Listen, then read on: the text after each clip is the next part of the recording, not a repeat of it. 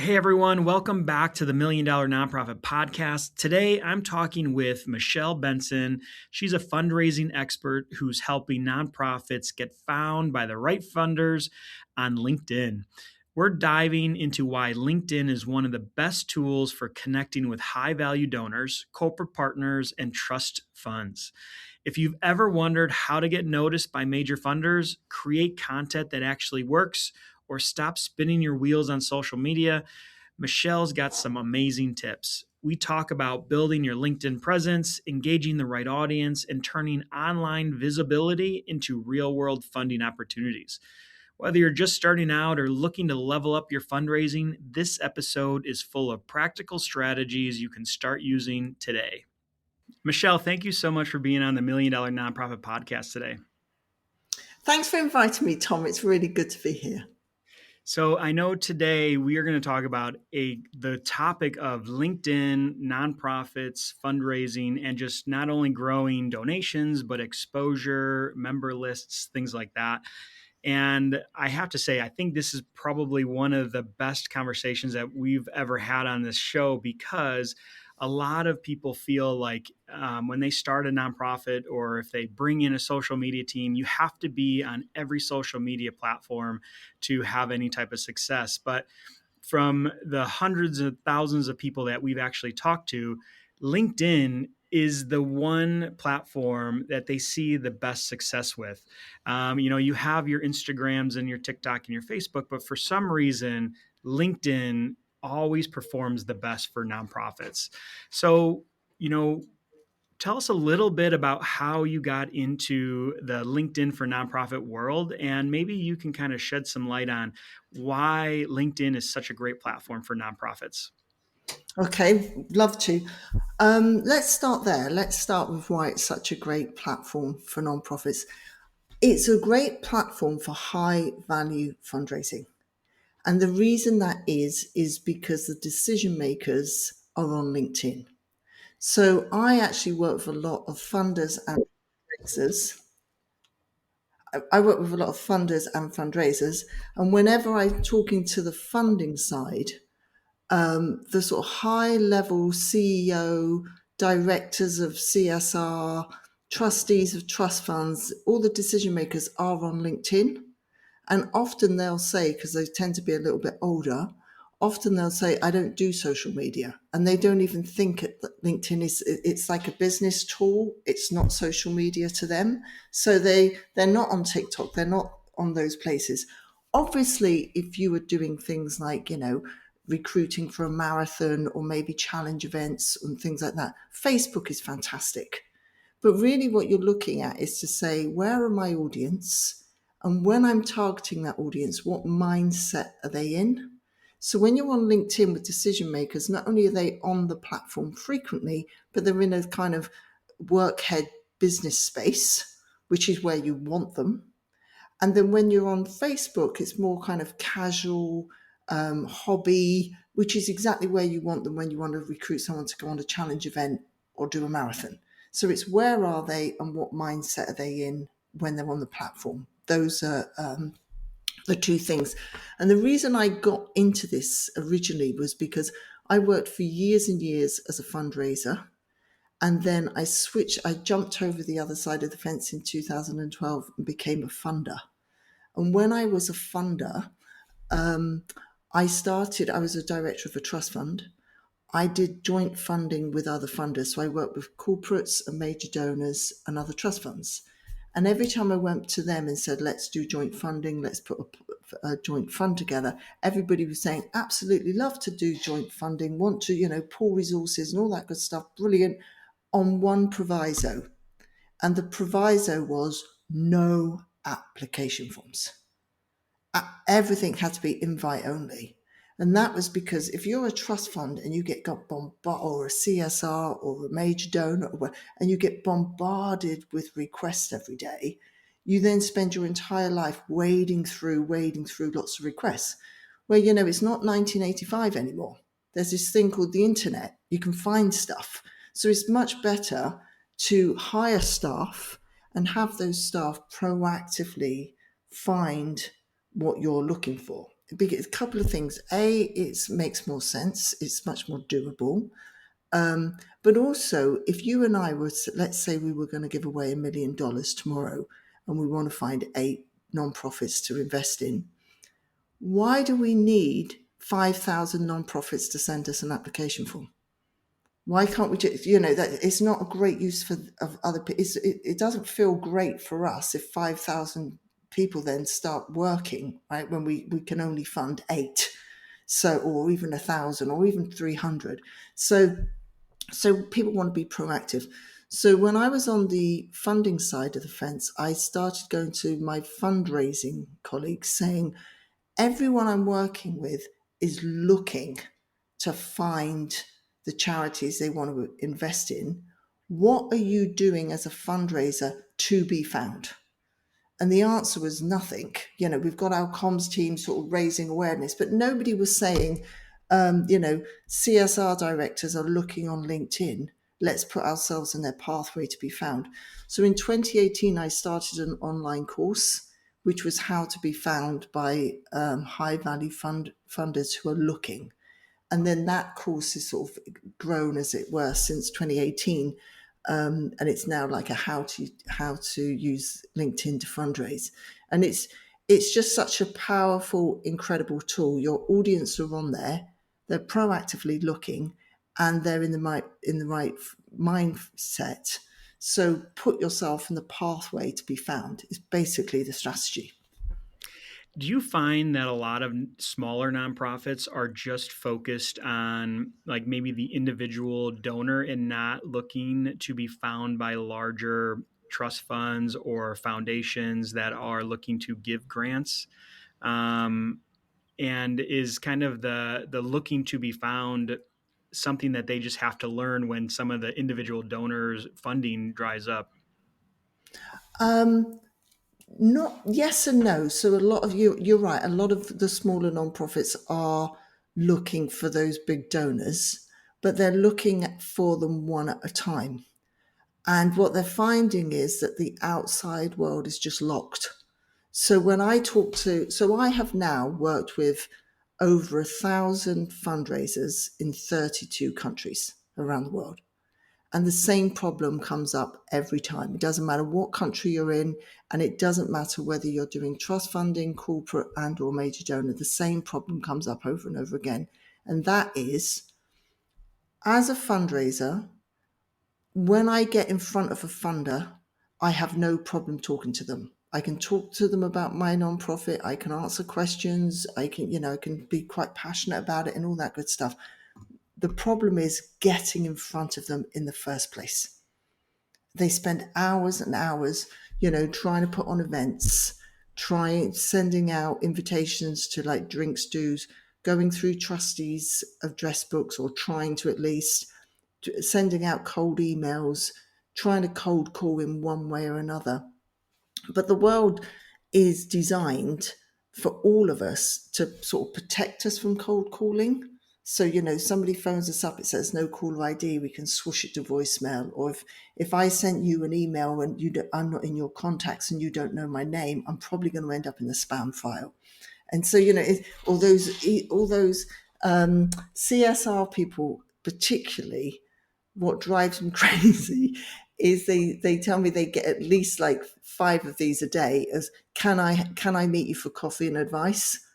You get 5 of those emails a day. Those are just get ignored. When you're new to CSR, you politely answer them saying, I'm terribly sorry, but I can't. But then after 6 months into the job, you just delete, or even block. Don't even delete, just block before you delete. So the world is designed to keep you out on the offline space, whereas the online space, if you read the mission statement of any social platform, they always use the word connect or bit. So LinkedIn is to connect the world professionals to make them more productive and successful. So the online space is all about connecting, and the offline space is all about blocking you and keeping you out. And so basically, that's why a digital pipeline, or having a strategy where you go online very intentionally to be found by funders, so that you get found by them, so you can start that conversation. So that if you start the conversation in the newsfeed, when you direct message them, you are no longer a cold call, or they come directly to you. And if most fundraisers, when they get contacted by a funder, aren't worried whether it's cold or not. They're quite happy to accept that cold Yeah. call. I was just with when you just said that, it made me think about all the products us as a technology company actually buy. I get hundreds of emails and phone calls a week. I don't talk to any one of them, but when I need a service, I'll search it first, I'll find it, and then I'll usually contact them. But it could be the same thing that 15 people earlier in the week had been trying to get me to use their service, but I ignored it because I don't want to talk to you. I block your number if I don't know it. I don't look at your email. But if I have a need for it, I start searching for it, and then I'll reach out to you when I'm ready to have that conversation. And so, it's everybody does it, whether it's in the nonprofit space, the Yeah. business world, or even your personal life. It's the same thing, right? So now let's say we've just cracked that code, right? And so now these nonprofits are starting to kind of build their presence on LinkedIn. What should they have in place? I can kind of see it as a couple layers, right? Your first phase is kind of getting your online presence going. But then once you have that, it's almost like as people start reaching out to you, what do you do next? How do you prepare yourself to respond to them quickly? Because I can imagine that these funders that are reaching out to your nonprofit that finds you on LinkedIn is probably reaching out to a couple different ones at the same time. How do you teach the people you work with how to reach or respond quickly and make it so that your response is above and beyond some of the other ones that they might have reached out at the same time? Yeah, great question.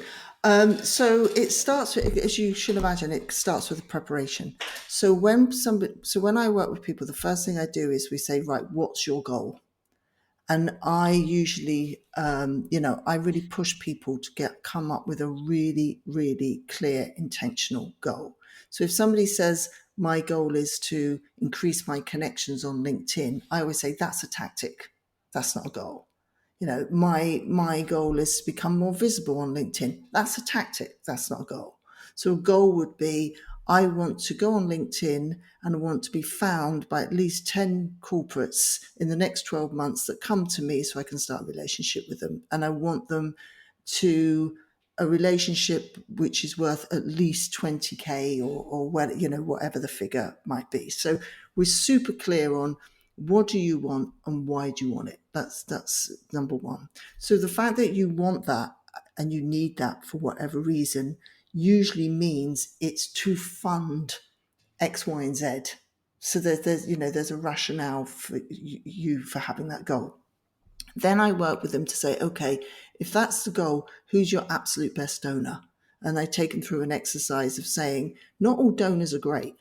There are pain in the neck donors. So I always say there's two types of donors you don't want and two types you actually do want. So just take them through an exercise so we then recognize what do you want, who do you want it from? And then I take them through an exercise where I help them write what I call a LinkedIn case of support, which is quite different from your normal one. But that is basically saying, why should they say yes to you?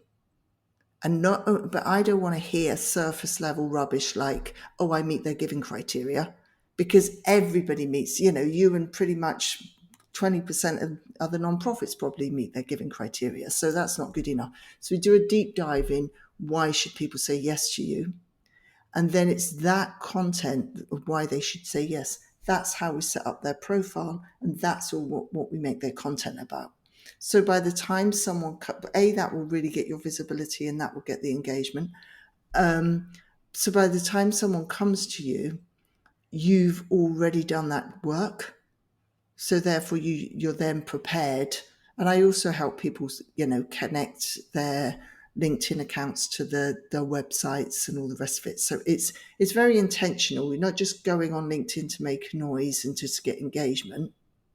It would be like me saying, I'm setting up a drinks party and have invited a load of people along, and they've all come along and they've had a good time. Great. That's not going to, that's not good enough, right? I want a drinks party. I want them to have a good time, and I want them to meet me afterwards and have a meeting so where we can really go into the nitty gritty of a partnership. So the news feed is like that party. That's just you all hanging out, getting to know each other. It's not good enough to stop there.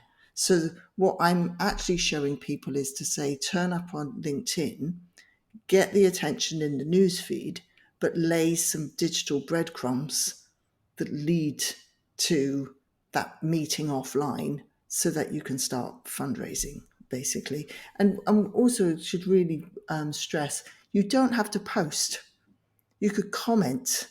Commenting could just, I have one student who is a brilliant writer, and I would love her to post because she would be active, but she just, she's not doing it. She's not, she's really, she's quite an introvert. She's like, I'm nowhere, she's not putting herself up, but she's the queen of the comments. And she's on her like eighth corporate partner just from Hmm. commenting. So it's just visibility, really. It doesn't have to be posting necessarily.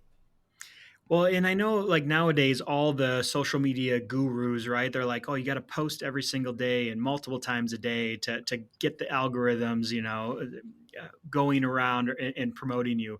What is your thoughts about the amount of posts, daily, weekly, monthly, and the type of content that kind of works the best? I only post 3 times a week because that works for me. That gets me huge amounts of traffic and lots of incoming calls, etc. So it's more than enough. And so I think it's quality, not quantity. So if I was posting 14 times a week, but it was pretty rubbish, it wouldn't get me anywhere. So it's much better to do one post a week that's great than 50 that are rubbish, basically. And if you're producing content at that volume, it's probably going to be quite weak. Um, so quality is better. What also happens is if I post today and then I post within 18 hours on LinkedIn, it diminishes the distribution of the first post. So on LinkedIn, you're better off posting, waiting 18 hours at least, and then posting again, because then it won't cannibalize your last post. Hmm. That's a good tip for everybody listening. And what about you said you're one student, the queen of the comments, right? And how she's getting a lot of engagement from funders there. What I would imagine that what you teach is when you produce a good quality piece of content and people start engaging with it, engaging back with them is probably the most important part, probably more important than the actual post. Kind of what do you teach there that helps people understand the full life cycle of, hey, great, you produce a great piece of content, but that's just the beginning. This is just to get it out there, but then you have to do all this follow up on the back end where the real money's made. Yeah, you're exactly right. It's good to because it's those conversations that get going. Because what you tend to do is have a little conversation in the news feed, and then people then switch to the direct messages, and that's when you start taking it from off LinkedIn onto like a Zoom call or into a meeting or whatever, which is basically what you're trying to achieve in the first place. I'm always about quality, not quantity. I had one student that every time she posted, before she came on my course, she was posting quite regularly. And when she was posting, she was getting a lot of attention from other fundraisers. So every post was getting like 30 likes and lots of comments from other fundraisers. So, which is all very well for her ego, but it was doing absolutely nothing for her pipeline. And meanwhile, offline, she's there writing, can I have coffee and advice and trying to put drink stews together and getting nowhere fast. So she came on the course and then we switched. Now, she then only got one like, not 30, she only got one like. But that like was from a CSR director of a major supermarket who then DM'd her and said, I really liked your post. We're actually putting a pitch together. would you be interested in coming for a pitch? So she's gone from 30 likes from fundraisers to one like from a corporate, but that resulted in a pretty large partnership. So it's she couldn't care at that point when she's getting a call saying, "Would you like to come and pitch for a supermarket chain that she wasn't even on her pipeline, wasn't even on her radar?" She couldn't care less about the likes and comments at that point. She was more interested in on the back. We always call it the back end. So it's like, Mhm. what's happening on the back end? Are you getting DMs? Are you getting profile views? Are you getting website signups? Or what's coming out of the back? And just like your drinks do, like your fundraising drinks do, right? It's not the net, it's not the dinner or the do. It's on the back end of things where the magic really starts to happen. Well, and I think that right there just goes to show, like, when you are trying something new, working with an expert that knows how to focus you into producing a piece of content around your target market instead of just a piece that appeals to the wrong type of audience, is extremely valuable, right?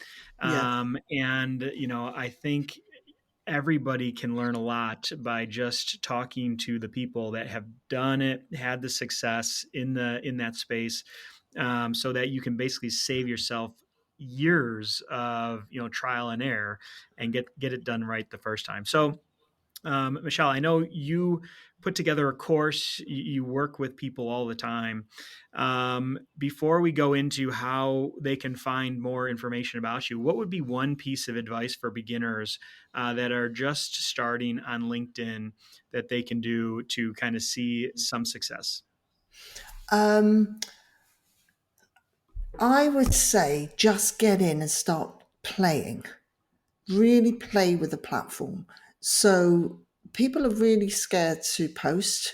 They feel like they're putting themselves out there to be judged and all that stuff. If you're worried about that, start with commenting. Just comment on post and repost other people's posts. But just start getting yourself comfortable with using the platform, because the more you use the platform, the more you kind of read the room, the better you get at kind of, it's very intuitive. It's extremely intuitive. So jump in, have a go. Don't worry about mistakes, because you'll make mistakes, but they're not like lifelong. No one's what I mean. It's 24-hour. This puppy. Like 24 hours later, it's all over. So just go, get on with it, and I think you'll be amazed what are the amount of people you can reach, and the amount of people that see, even your comments. I wrote a comment on someone's post, and it got 46,000 impressions from one comment. So you don't even have to post to get huge, visibility. That comment was on somebody's post that has got a great network. So I was on that, I was like piggybacking on their post. But I would say jump in, play with it, read the room, get comfortable. That would That's be my amazing. advice. And from personal experience, when I first started on social media, I was nervous to make a video and I would sit there and I would re record it until it was perfect. And then you post it out there and nobody sees it. And really, what it Yeah, comes down to is you just have to do it. You just put yourself out there. Only a small handful of people see it, but really, once you start getting probably your 20th or 30th video out there where it starts to get views and likes and shares and comments, that's where you start to get those endorphins going, where it's like, yeah, whoa, this is actually pretty cool, I'm going to keep doing this. But I would yeah, say the first 20 posts are probably just throwaway posts. Just say, yeah, hey, I'm yeah, just going to put my work in, pay my dues of 20 posts, get them yeah. out there. And then your 21st post is when you're going to start to feel real comfortable, and go there. So, well, this has been a great conversation today. How can people find more information? I know you're on LinkedIn. So, what's the best way to get in touch with you and learn more about what you teach? Either LinkedIn, you can go on LinkedIn, Michelle Benson, my profile, and or my website, which is Culture of Philanthropy. Well, this has been great, Michelle. Thank you so much for telling us more about LinkedIn. We'll have you back for a round two because there's so many more questions that I have today. So, thank you so much, and everybody, reach out to Michelle if you are thinking about getting into LinkedIn, and if you're not, you really should. Because that is an avenue where you are missing out if you are not in that space. So, Michelle, thank you so much for being on the $1 Million Nonprofit Podcast today. Thanks for having me, Tom. It's a pleasure.